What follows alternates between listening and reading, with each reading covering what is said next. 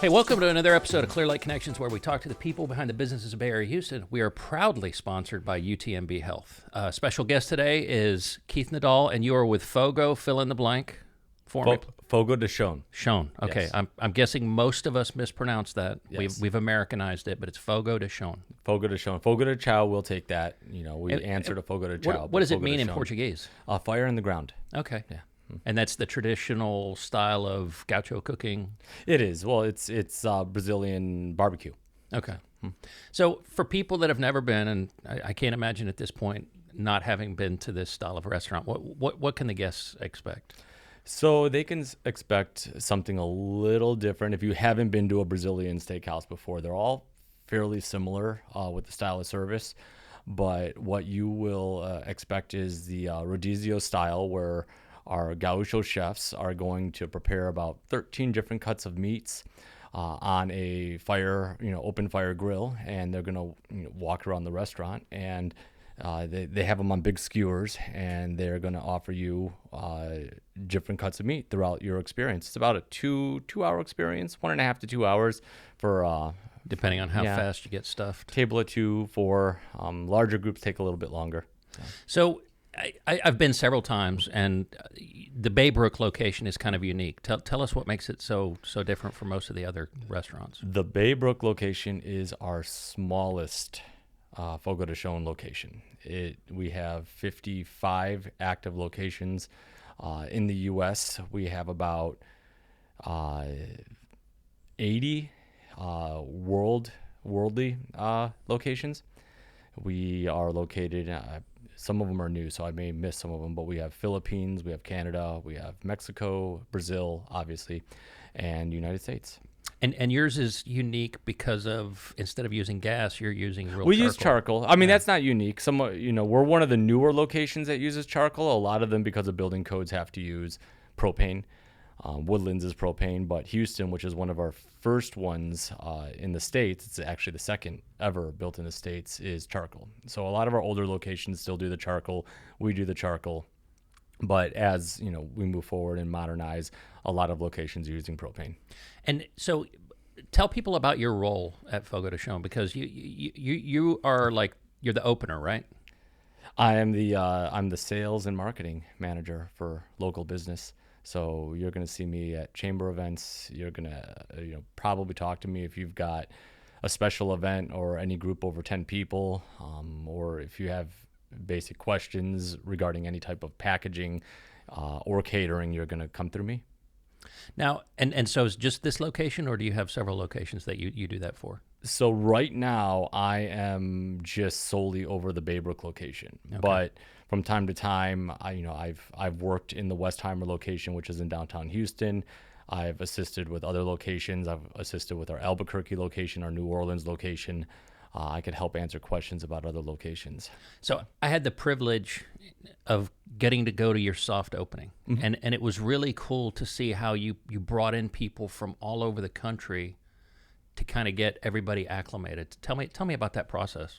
So the soft opening was managed mostly by our marketing team and our PR firm. So they went out, they invited the mayor of Houston, they invited some special guests from other countries, they invited different members of the media, and then my job was to go out in the community and invite our chamber leaders, our school leaders, and our hospitality leaders in the area, just to have these sold out experiences to train our staff. So that was the point of the soft opening. And that was a blast to do. I got to meet a lot of people. I got to get involved in the community, and opening a new location is a one of a kind experience.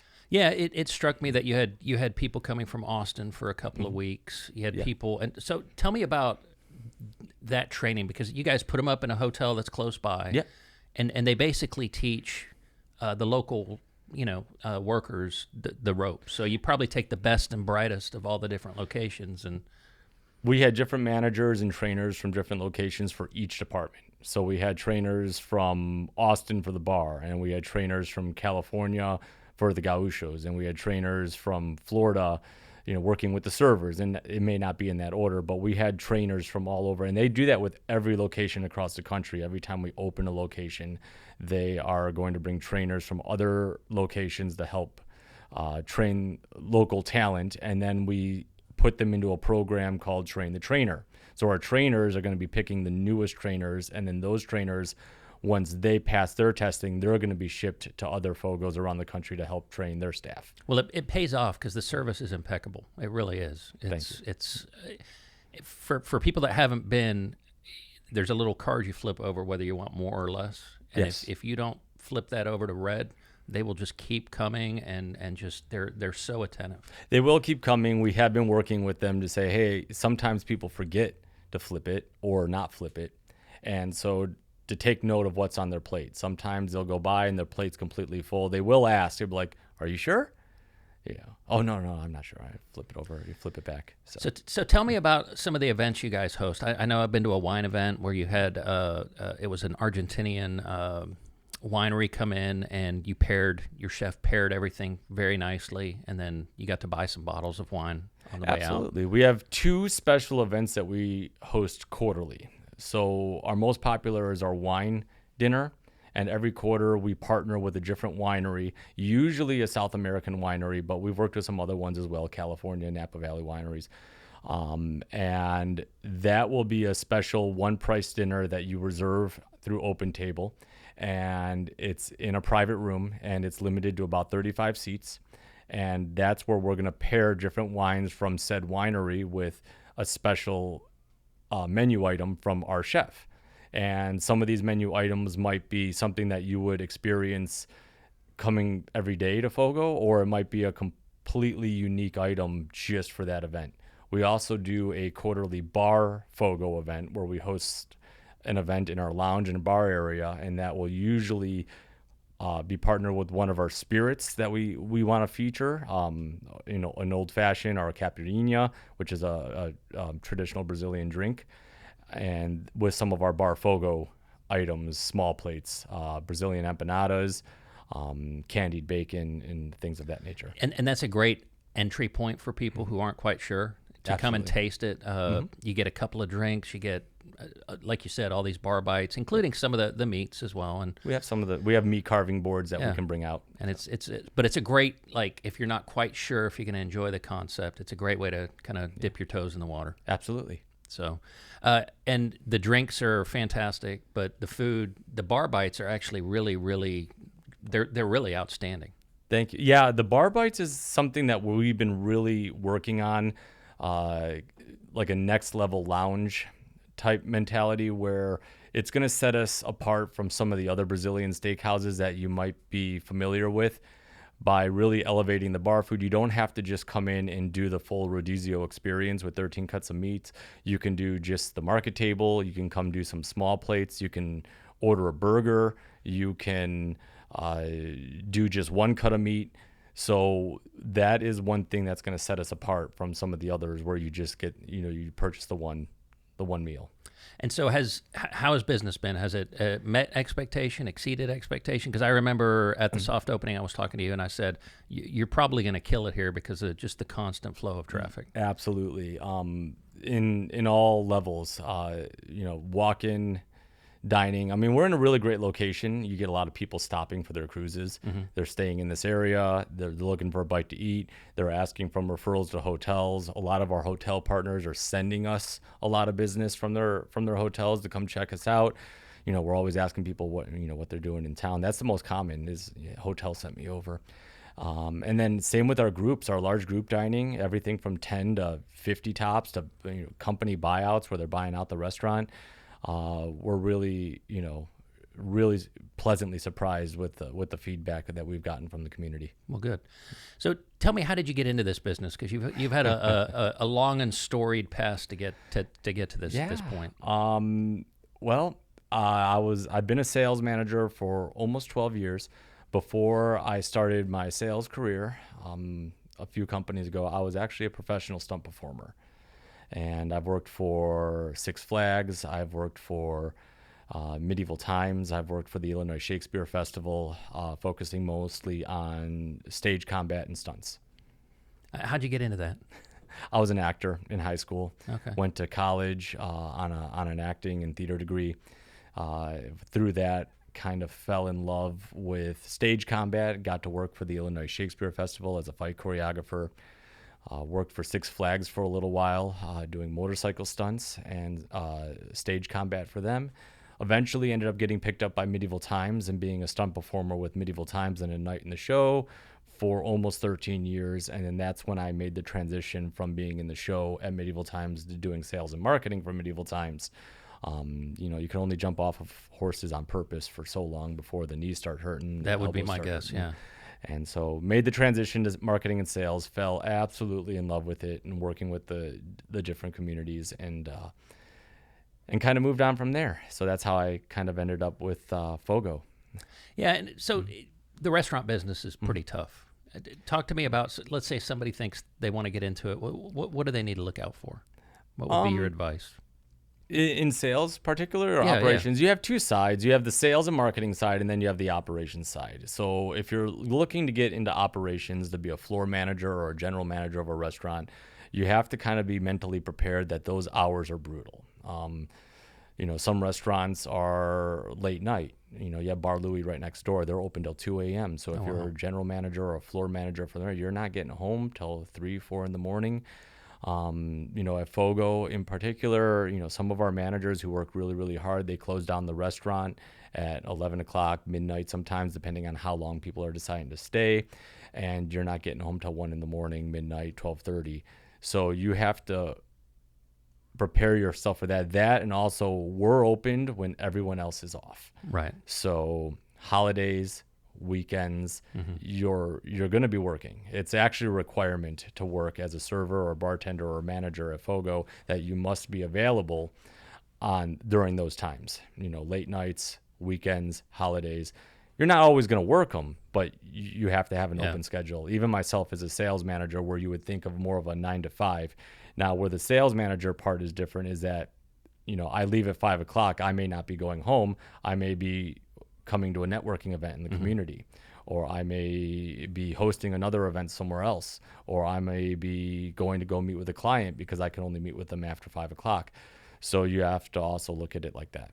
So talk to me a little bit about your strategy or Fogo strategy when it comes to getting into the community and like you said, networking. So our mission statement is igniting fire and joy with our team, our guests, and our community. So me as a sales manager, the guests and the community is really hits home to me.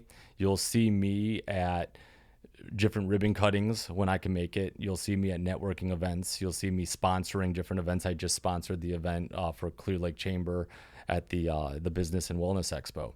So I'm going to try to get in touch with the community by taking advantage of opportunities like that, which would set me apart from some of our competitors in the area, because restaurants usually don't dedicate a lot of their time to working with chambers and getting out in the community. Whereas that's what sets Fogo apart. We love to feed people. You may get surprise catering drop-offs from us from time to time with a little brochure about our new catering. So. Yeah, and you're right. It does seem very unique to Fogo. I can't think of any other restaurants that I see that are this involved and I guess pay that much attention to the marketing and business development side of it. Yep, absolutely. And another strategy Fogo does that's a little bit different, we're incredibly easy to book with if you've got that large group. If you have a large catering event, or you need to book a private room or have a place for 150 guests to come to, we are going to be incredibly easy and incredibly simple when it comes to any types of deposits that I may or may not ask of you.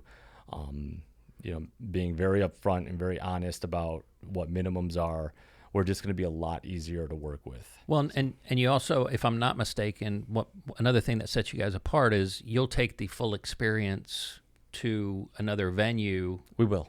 And be able to do that for people. We will. So we have a brand new catering, a cook on site catering option, and we have two versions of that. We'll bring a grill and we'll cook on site, and we'll set it up like a buffet, and then we'll cook on site and bring all of our gaucho chefs over to your location and serve it just like if it was the restaurant.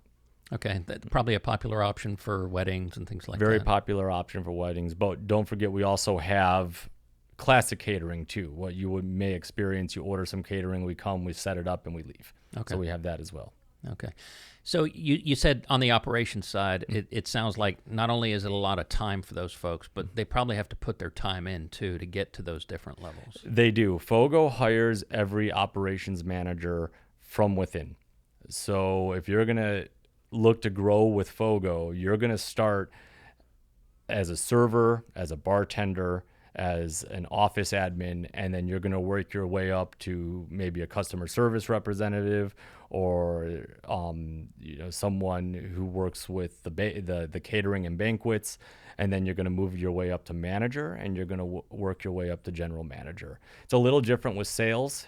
Sales is a little more specialized, so they will hire from outside of the company if you see a sales manager position pop up, but it's not uncommon for a sales manager to have a little bit of a operations background. That's not me, but we do have them. And then they go on to become GMs or front of house or back of house managers. Yeah, I like this concept of hiring from within because you're getting a known quantity. And I think a lot of businesses kind of, they miss the boat when it comes to that. They do. Because you have all that experience that you can count on, and keeping it within the organization as you promote up, very valuable. And with how Fogo's growing, we're opening up 12 new locations this year alone.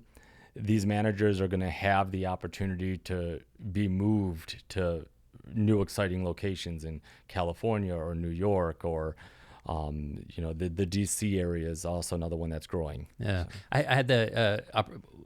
It seems like every time we've been there, there's one assistant manager that's always flying around and hustling, and we got to talk to her a little bit, and it's exactly what you said. They're working for that opportunity to get their own shop, basically. Yep, and I think I know who you're talking about. And she started as a customer service representative, but she transferred in from another Fogo. So she was a host, and then she was a gaúcha, learning to serve meats, and then she went to customer service representative. And then she moved over to the Friendswood location, and she got promoted to our new front of house manager. Okay, great, fantastic. If I see her, I'll have to congratulate her, because I know that was it was really interesting to talk to her about kind of the process and the effort they put in, and it shows, because like I said, the service is impeccable. It really is. Thank you. So what else do you want to tell people about Fogo, especially the Baybrook location? You're just going to see a brand new location. They are going with a new look. So if you've been to the ones, assuming most of this audience is from Houston, if you've been to the one in Westheimer, you're going to have more of that classic steakhouse feel that you may experience at maybe a Perry's or a Floyd's. Now we're going with more of a modern, timeless look in our restaurants, and next level lounge. They're going to be building them a little bit smaller, so it's going to be a brand new fresh look and a brand new energy as far as the staff coming and approaching you. We have a lot of gauchos in some of our older locations that are very traditional, and then in our newer locations you're going to have maybe a little bit of a younger staff that are going to be able to communicate with the guests a little bit easier than some of our older staff. Well, I don't normally do this, but I feel compelled to. If you haven't been yet, try one of the Bar Fogo events or one of the wine events. You will not be disappointed. Thanks for coming on, Keith. Thank you.